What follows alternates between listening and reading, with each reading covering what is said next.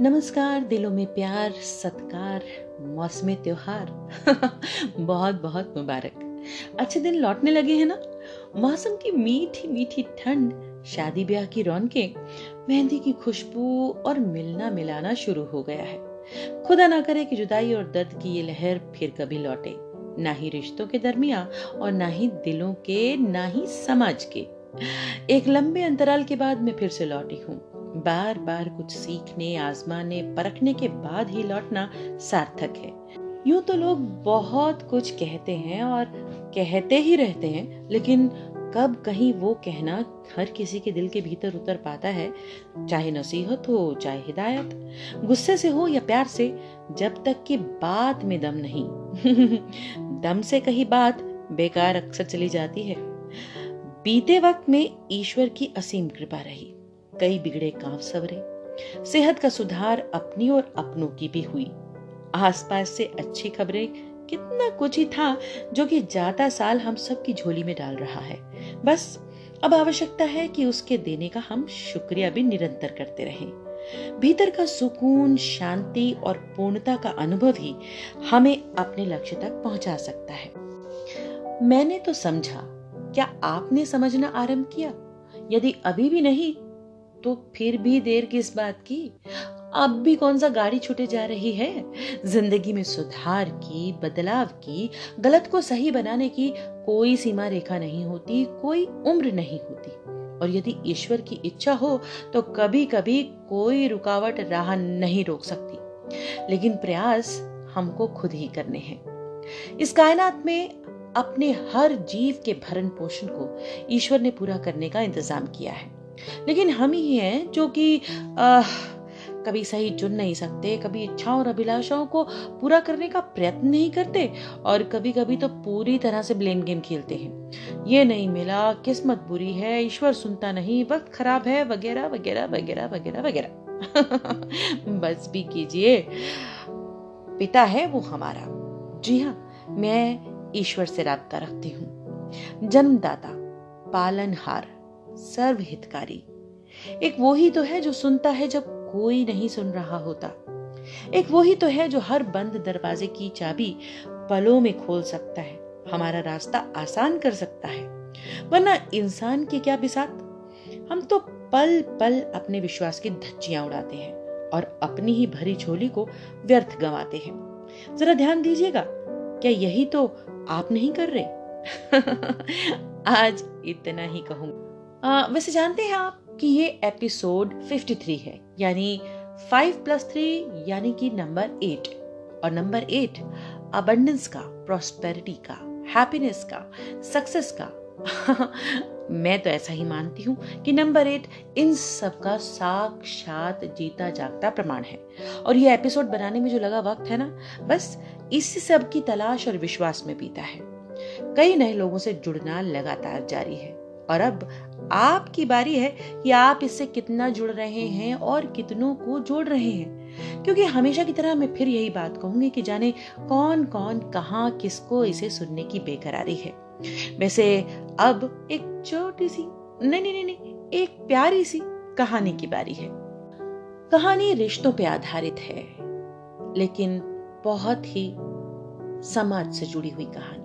मैं चाहूंगी कि आप खास तवज्जो दें और इस कहानी को जहां जहां तक, जितनी आगे तक पहुंचा सके, जरूर पहुंचाएं। सृष्टि की शुरुआत संभव ही तब हुई जब मिलन हुआ औरत और मर्द का। तो कहानी का शीर्षक भी है औरत और मर्द। वक्त बदलता रहा और बदलते बदलते मिलन के मायने बदलने लगे। सृष्टि के निर्माण का दायित्व तो निभता रहा, लेकिन निर्माण की प्रक्रिया के उपरांत उसको सहेजना, उसका विकास, उसका पनपना अपने चेहरे बदलता रहा। ये बदलते चेहरे सहसा कई बार इतने बुरे हो जाते हैं, इतने घृणित हो जाते हैं कि इनकी ओर देखना भी पाप सा लगने लगता है। कई बार हम स्वयं ही इन चेहरों के पीछे सांस लेते हुए भी दिखाई देते हैं। एक ही घरौंदे के पंछियों को अलग अलग उड़ान के दो पहलू दिखाती एक कहानी आपके सामने रख रही हूँ। दोनों पहलुओं के साथ इंसाफ करने की कोशिश मैंने की है, लेकिन कहां तक सार्थक हो पाई हूं, यह निर्णय मैं आज आप पर छोड़ती हूँ। तो आइए कहानी का पहला पहलू आपके सामने रखती हूँ। नहीं, मुझे छोड़ दीजिए, उफ, मुझसे नहीं होगा। कुछ आवाजें आ रही थी उस कमरे से उर्मी के कमरे तक, लेकिन वो इन आवाजों को सुनना नहीं चाहती थी, सो तकिए से अपने कानों को लगातार भींच रही थी। लेकिन वो आवाजें कुछ ऐसी थी जो कानों को नहीं, दिल को भी चीर रही थी। उर्मी की उम्र थी 20 वर्ष, लेकिन बापू जिसे नई मां बनाकर लाए थे उसकी उम्र थी 17 वर्ष। मां की मृत्यु को 10 वर्ष बीत चुके थे और इन दिनों उर्मी के लिए रिश्ते आ रहे थे। भाई 2 बरस से बाहर पढ़ने गया तो लौटा ही नहीं। उसे लगा ही नहीं कि कहीं कोई है जो घर में उसका इंतजार करता होगा। बापू से उसकी बनती नहीं थी और उर्मी से यदा कदा उसकी फोन पर बात हो जाया करती थी। उर्मी के विवाह के बाद अपने जीवन के खालीपन को भरने के लिए पिताजी ने ये विवाह किया था। लेकिन क्या ये विवाह था या एक गरीब लड़की का सौदा? उफ, बर्दाश्त नहीं हो रहा था। वैसे बापू ने इस बारे में कोई बात किसी से की भी नहीं। उर्मी के कान में जो आवाजें आ रही थी उससे उसका दिल फटे जा रहा था। सुबह उर्मी ने देखा कि बापू अपनी मूंछों पर ताव दिए बाहर जा रहे थे। जाते समय बोल गए, आज शाम तुम्हें लड़के वाले देखने आ रहे हैं, खुद भी तैयार रहना और उसे भी कर लेना। इशारा पीछे कमरे की तरफ था। दिल न माना उस कमरे में घुसने को जहां कल रात किसी के अरमानों की बलि चढ़ी थी। लेकिन जब 2 घंटे बीत गए तो उर्मी दबे पांव अंदर गई। उर्मी के पैर के नीचे कुछ जोर से चुभा, शायद उसके कान का बूंदा था। उर्मी की चीख निकली तो वो भी सहम गई। फिर दौड़ी और आके उर्मी के गले लगकर फूट फूट कर रोई। जाने कितनी देर ये कहती रही, मैं मर जाऊंगी, मैं मर जाऊंगी। कहने को कुछ नहीं था। उर्मी के भीतर का ज्वालामुखी लावा उगल रहा था जो बस भीगी आंखों से लगातार बह रहा था। औरत मर्द के बीच इस रिश्ते को अब तो निर्वाह करना ही था। वक्त जो बदल गया था। महीने भर में उर्मी की विदाई हो गई। वो कटु अनुभवों से जूझती आई थी, सो अपने नए रिश्ते में वो अपने पति की कल्पना कुछ सुंदर सपनों सा नहीं कर पाई थी। स्वाभाविक ही था, पर इसके विपरीत हुआ। उसका पति सुंदर, सुशील और उसके प्रति अपार प्रेम रखता था। वो मर्द समझता था उस पीड़ा को जो औरत यानी उसकी बीवी ने पिछले समय में मानसिक रूप से भोगी थी। तो उसने अपने प्रेम रस सागर में उर्मी को खूब गोते लगवाए। उर्मी खिल उठी, भूल गई उस उत्पीड़न को जिसे वो पीछे छोड़कर आई थी। कुछ समय बाद खबर मिली कि सौतेली मां पेट से है। उफ, इस ढलती उम्र में भी उसके बापू को ये समझ नहीं आई कि कौन करेगा इस आने वाले बच्चे की पालना जो एक घृणित दुर्घटना पर। उफ, उर्मी विचलित हो गई, पर उसके पति ने उसे संभाला और अपने प्रेम पाश में उसे ऐसा बांधा कि वो बाहरी बंधनों से मुक्त हो गई। इसी अद्भुत बेला में उसे मिली वो सौगात जिससे हर नारी पूर्ण होती है। यहाँ भी औरत और मर्द का मिलन हुआ, लेकिन वो सुखद था। कुछ ही समय बाद दोनों घरों में बालकों की किलकारियां गूंजने लगी। लेकिन एक माँ थी जो मजबूर थी और कसमसा कर रह गई थी, और एक माँ थी जो वारी वारी जा रही थी। वक्त फिर बदलता जा रहा था। उर्मी के पति किसी कारणवश विलायत गए। अच्छे स्वभाव, हंसमुख व्यक्तित्व, मित्रवत व्यवहार, सबका ख्याल रखने वाला वो व्यक्ति कई लोगों को खटकता भी था। मौका देख दुश्मनों ने उसके प्राण ले लिए। बेचारी उर्मी 22 बरस की यौवना सपनों के 2 सावन भी नहीं भीगी थी कि दुख के महासागर में डूब गई। क्या करे क्या ना करे कुछ ना सूझता था, परंतु पति के साथ बीते क्षण क्षण ने उसको आत्मबल और आत्मसम्मान के साथ जीने की प्रेरणा दी थी।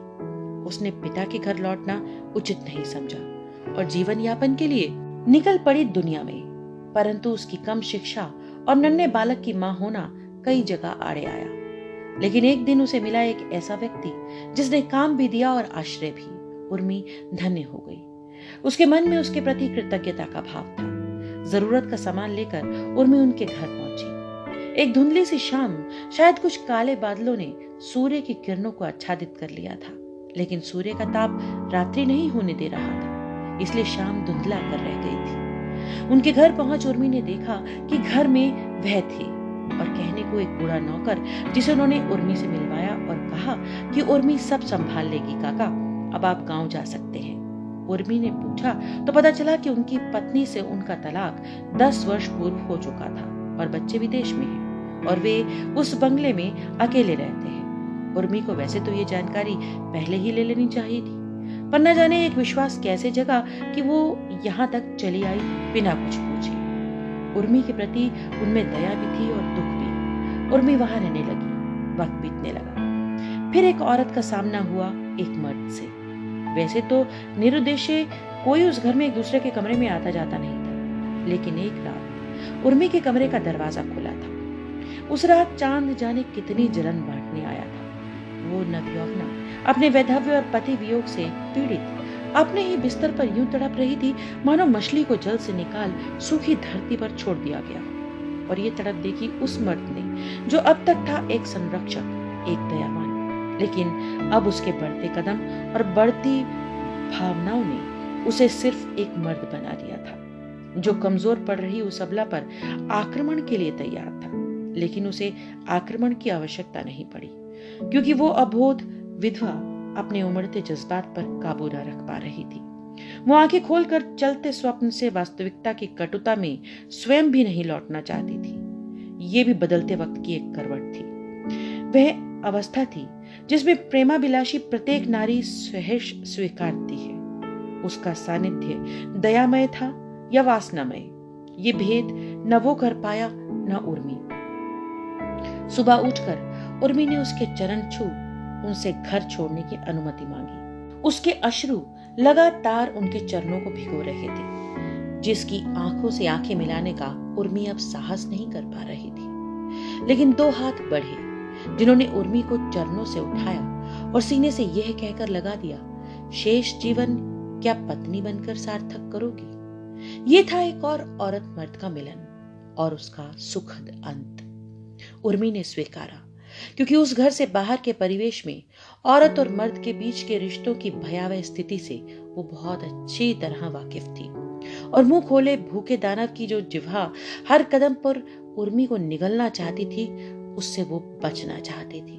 अर्पित कर दिया स्वयं को उर्मी ने सहर्ष उस मर्द को जिससे प्रेम मिला, दया मिली और उसके बेटे का संरक्षण भी। चाहती तो मैं ये कहानी इस सुखद अंत को दिखाकर खत्म कर सकती थी, लेकिन दूसरा पहलू दिखाकर भी मैं अपनी बात पूरी करना चाहूंगी, और वो था उर्मी की सौतेली माँ का। अपने प्रति किए अत्याचार के लिए उसने न परिवार को न उर्मी के पिता को माफ करना उचित समझा, बल्कि वो तो आक्रामक हो उठी। उसका तन मन सब पत्थर हो चुका था। उसके करीब जाने वाला कोई भी अब स्वयं को आहत ही कर लौटता था। वक्त बीतता गया और कड़वाहट घुलता गया। गांव की एकमात्र दवा की दुकान से वो लगातार नींद की गोलियां लाती और रोज रात उर्मी के पिता को दूध में दे डालती। पहले तो इसे अपनाया था उसने स्वयं की रक्षा के लिए, परंतु इस लगातार प्रक्रिया से एक और जहां उसके अधेड़ उम्र के पति का स्वास्थ्य लगातार गिर रहा था, वहीं उस दुकानदार इस मदद की आड़ में उसके करीब आ गया। हम उम्र पुरुष का सानिध्य उसे अच्छा लगा और उसने खुद को नियमित सौंपना आरंभ कर दिया। पर एक कमजोर को पराजित करना बहुत आसान होता है, सो उसने उसका फायदा उठाने में कोई कसर नहीं छोड़ी। वक्त का घिनौना खेल शुरू हुआ। यह बदलाव भी स्वीकार्य था या नहीं, पर आ तो गया था। वो हर रात अलग पुरुष के साथ बिताती। पहले तो ये खेल आकर्षक लगा। उपहार और नकदी से भरपूर अतृप्ति से तृप्ति की ओर बढ़ती गई। लेकिन इसी बीच एक बार जब उसका स्वास्थ्य बिगड़ा और वो स्वास्थ्य केंद्र से दवा लेने पहुंची, तो पता चला कि उसे एक घातक जानलेवा बीमारी यानी कि एड्स हो गई है। जाने किसने ये रोग उसे उपहार में दिया था, जाने अपने पति समेत कितने ही मर्दों को ये रोग अब तक बांट चुकी थी। पहले तो उसे निराशा हुई, लेकिन अचानक वो एक भयंकर हंसी के साथ बाहर निकली। उसने अपनी रिपोर्ट को फाड़ कर कूड़ेदान में फेंक दिया। उस रिपोर्ट के पुर्जे भी ठीक उसी तरह फैल गए थे जैसे उस पहली रात उसके अपने आवरण। अब तो ये बात न रात की परवाह करती न दिन की। पति उसकी बेशर्मी और अपनी जर्जर हालत से बदहाल चरपई पर करहाता और वो खुलेआम आमंत्रित करती मर्दों को। ये एक और मिलन था औरत और मर्द का। परिणाम सबके सामने था। उसका बेटा एक बड़ा बदमाश बनकर घर से नकदी और सामान लेकर पहले ही भाग गया था। अब चिंता किसकी थी? बारी तो अब थी चिता की। सो पहले जली उर्मी के बापू की, जिसको ना कांधा देने को कोई अपना था और ना ही अग्नि। और कर्म कांड करने वाली वैसे ही कर्मकांडी हो चुकी थी, लेकिन प्रकृति ने उसे भी भयंकर सजा दी थी एड्स के रूप में। सृष्टि ने नियम तो बनाया, निर्माण का दायित्व भी दिया, परंतु इस दायित्व को निभाने के लिए औरत और मर्द का सही चुनाव कहीं ना कहीं औरत और मर्द के द्वारा ही होता है। अंत के सुखद होने का या जीवन के निर्वाह के लिए चयन का उत्तरदायित्व यदि ईमानदारी से निभाया जाए तो शायद मेरी कहानी कुछ और मोड़ लेती, लेकिन इस चित्रण में मैं कितनी सत्यता के दर्शन करा पाई हूं, इसका फैसला मैं आप सभी पे छोड़ती हूं। कहानी शायद बेबाक है, कहानी के शायद कुछ अंश आपको लगे कि बहुत ही खुले कहे गए हैं, लेकिन फिर भी मुझे इस कहानी को आपके समक्ष रखने में जरा भी सोचने की जरूरत नहीं पड़ी, क्योंकि ये बात दिल से निकली है और बहुत दिलों तक जानी चाहिए। आप क्या निर्णय लेते हैं या आप क्या विचार रखते हैं, जरूर कमेंट करके बताइएगा, मुझे इंतजार रहेगा। आज इसी कहानी के साथ आपसे विदा लेती हूं। मेरा बहुत सा प्यार, नमस्कार।